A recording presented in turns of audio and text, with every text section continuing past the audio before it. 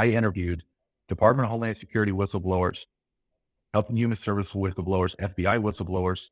I interviewed people that worked inside of these child detention facilities across America. And I also interviewed 2 leading child sex trafficking organizations that hunt down children and rescue them and hunt down the people that work in this world and profit off the evil of sexual abuse of children. And what I learned was absolute truth that the federal government is the world's largest child sex trafficking organization. And I asked every last one of the people that I interviewed that did not know I was interviewing everyone else, I wall people off so nobody gets in trouble. And I asked them that question. I said, I'm going to give you a statement. And the statement is the one I just said, that American government is the world's largest child sex trafficking organization in modern history. And I just want you to answer yes or no. And I did this at the end of my interview. And my interviews would last anywhere from an hour and a half to 2 hours to 5 hours. That's how depraved this is. You know what they all said to me?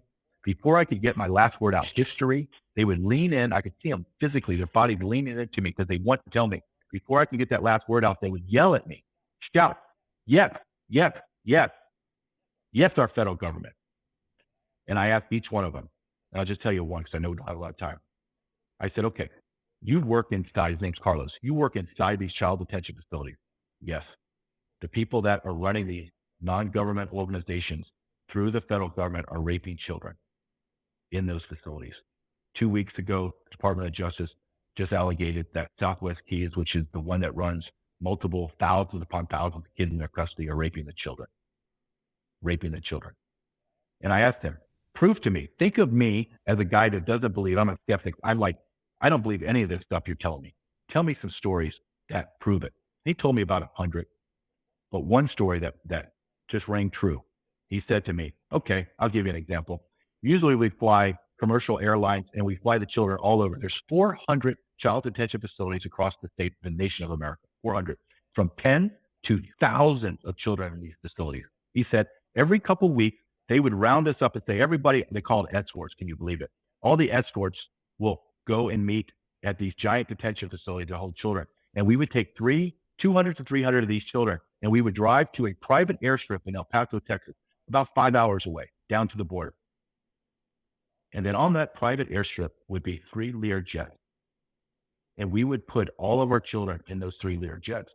And the rule was the pilots and flight attendants could not speak to the children or the escorts, and the escorts and children were forbidden to speak to the pilots and the flight attendants. And they would fly us across America in the middle of the night, and then we would land in the dark of night on other private airstrips across America. And on those airstrips would be vans, buses, and cars waiting for us to take our children. And then we would take our children in the middle of the night and get to our destinations by early morning. And we would turn over Black children to white people, white children to Black people, Asian children to Hispanic people. And he said to me, what I was doing, JJ, is I was delivering packages to people that had no connection to each other. I was trafficking children. Fast forward to another interview I had with a man as a former CIA operative in special forces in the military. And he runs a child rescue organization. And he said, I asked him the same question.